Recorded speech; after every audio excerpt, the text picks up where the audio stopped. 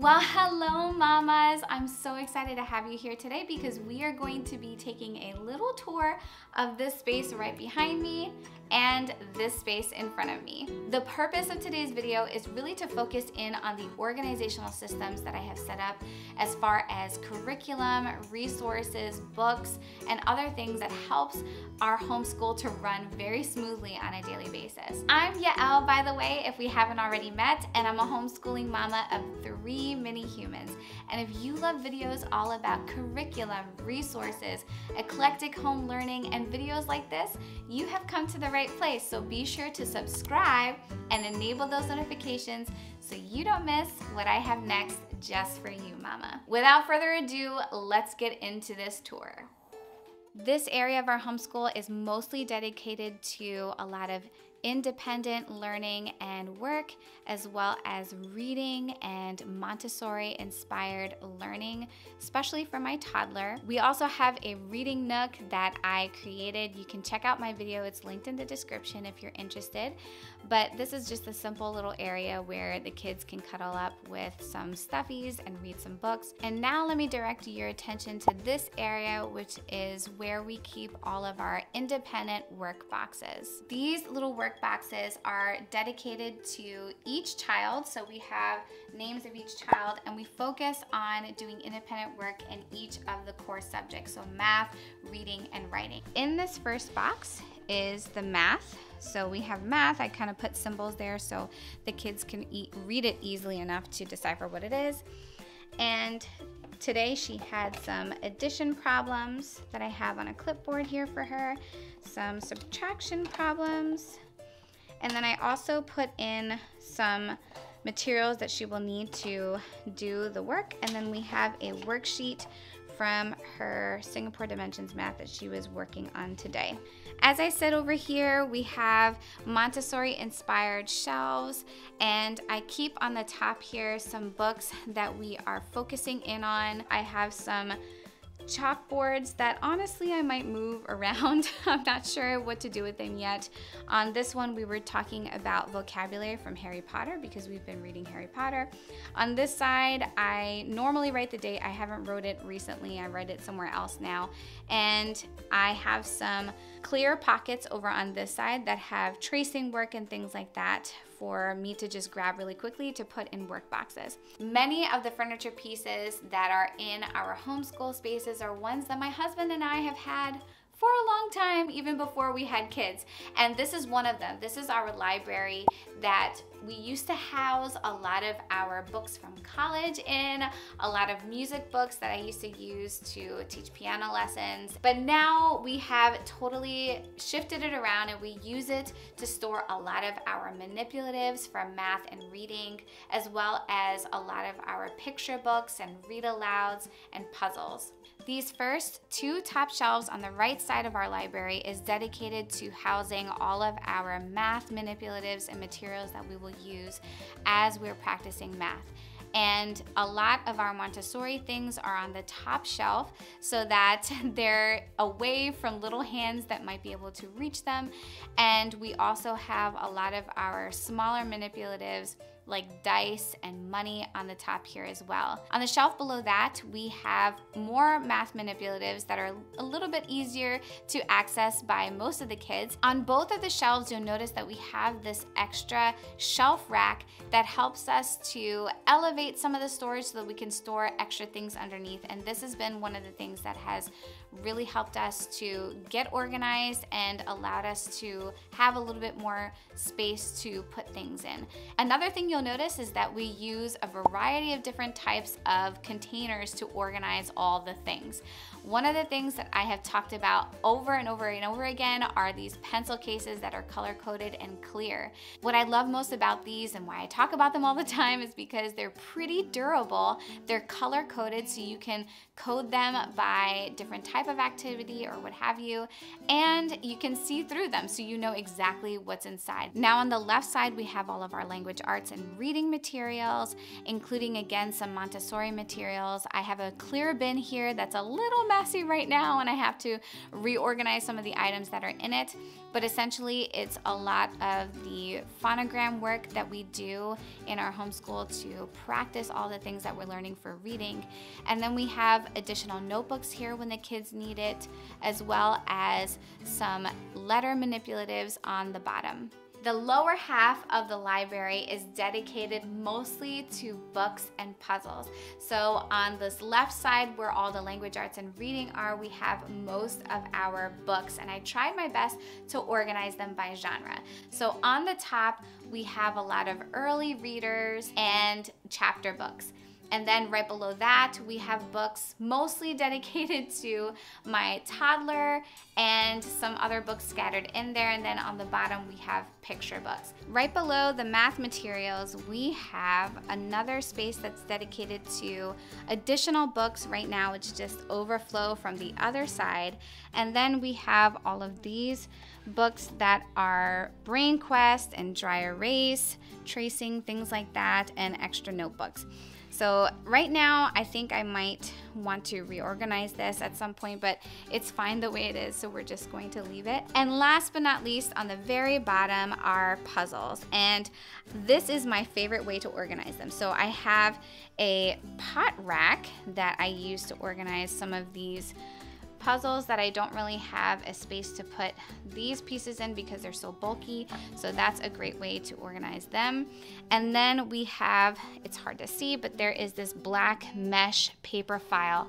And let me tell you, this is probably the best and cheapest way to organize puzzles that I have seen, because if you get the puzzle organizers for these larger jigsaw puzzles, they can be quite expensive. And so this has worked really, really well for us, and it's very cost effective. Additionally, what I like to do again is use these clear pencil cases to wrangle all of the jigsaw piece puzzles.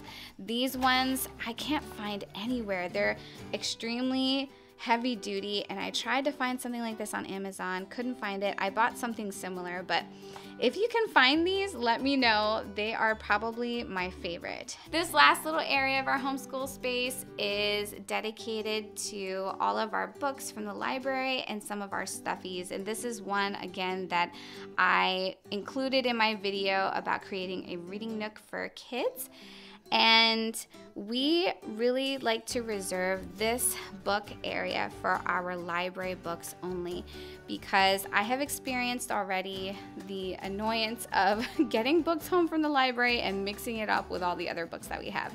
So it's nice to have this book area where we can store all the things that we have gotten from the library. The space that I am standing in right now used to be our formal dining room, but honestly, we weren't using it for that reason. We were doing a lot of activities in here, and I wanted to make it a little bit more accessible for my kiddos. So we decided to take apart the dining table, bring it down to the basement, and I brought up this craft table that I've had for a while to this space so that it's a lot easier for my kids to do their work. Now, this craft table is awesome because it's one that I've had, like I said, for a long time. It's adjustable to different heights. Right now, I have it at the lowest setting, so this is perfect for my little ones, even my toddler, to come up and draw or color or do their curriculum work with me. The other thing that I love about the table is that you can actually store it away. You can fold it up and put it under a couch if you need to, so that is a great space-saving table to have for kids and adults alike. This is yet again another piece of furniture that used to be used as a dining hutch for all of our cups and glassware, dinnerware, things like that. But again, we have since moved all of those things out, and now we have dedicated this piece of furniture to storing all of our curriculum, flashcards, things like that, also office supplies. So let me take you into this little dining hutch and show you exactly how we have organized all of those different items. On the left side, behind the glass doors, I have all of our curriculum organized by subject. So we have our foundations curriculum, language arts on that left side, followed by some of our handwriting and writing curricula. In that white binder, I have our Brave Writer curriculum, and then we have our math, so all of our Singapore Dimensions math on that side. On the shelf directly above that, we have all of our materials for the Foundations curriculum and the Good and the Beautiful language arts curriculum. And this is so convenient for us to just have it organized in this way because I know exactly where it is and we just grab it and go. Then on the very top, we just have a lot of our storage items and Montessori tray display items. So this is kind of like an overflow spot for us to put the things that we may not be using at the moment, but I know we will probably need in the future. Then we have this middle open space where I try not to put too many things. As you can see, there's like this open spot where you can lay things or put things, but I try to keep it as clear as possible, and I just have the kids' files for each of their core subjects organized in the back. And essentially what happens is when any of the kids do a worksheet, I will put it in the appropriate file. That way I can put it into their portfolio later. Then on this side, we have our art books and some of our dry erase boards that we'll use, along with some of our blank journals, colored pencils, regular pencils, and crayons. So this is kind of an artsy catch-all area for us. Then on this second shelf below, we have a lot of our morning basket books. So we have this storybook Bible and Big Book of Creatures in the Sea that we're reading right now, with additional books on top of that that are more like unit study books. We also have these tins that I got from my last Target haul. If you haven't seen that video, go watch that afterwards. It's a lot of fun. Last but not least is this shelf where I keep all of the rest of our curriculum that we used from the previous year. And there are some things in here that I do want to access, so I've put them strategically here. So if we want to pick up one of the books and read any stories from them, we can do that. Now, as far as jars go, we have a lot of office supplies, pencils, Velcro, staplers, things like that, and also markers. And the reason why I put them up here is so that my toddler doesn't have easy access to them. Below that, we have our dry erase markers, which I will let my toddler use from time to time, so that's okay that it's there. And then we have our dry erasers and some flashcards that I honestly was thinking about putting in a different spot, but right now it's fine there. Then right below those two drawers and those two glass cabinet doors, we have these two longer, deeper drawers. This drawer on the right has some sensory objects. We have a magnifying glass in here, and I have some of our weather items that I'm not quite sure what to do with, so I put it there. I have a plan for that, but I'm still deciding, so I left that there. And finally, on the left-hand side, we have some puzzles that my kids like to do. These are like logic puzzles. There are some additional puzzles for toddlers back there. I have this magnetic cube puzzle, and we have additional flashcards for our math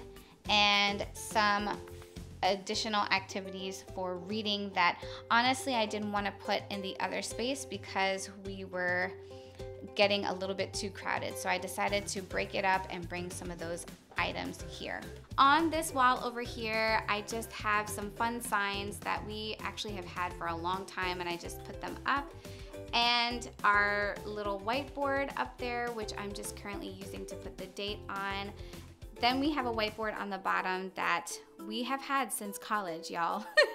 And now we're using it for our kids in our homeschool. Finally, on this left side, I have this great target score that I have been using to help my kids practice their CVC words. Thank you so much for joining me today, mamas. I hope that this video was inspirational for you on how to organize a lot of the curriculum and materials for your homeschool. If you have enjoyed this video, please be sure to give it a great big thumbs up, a like, and share it with someone you know that might find this helpful as well. Take care, be blessed, and I'll see you in the next one.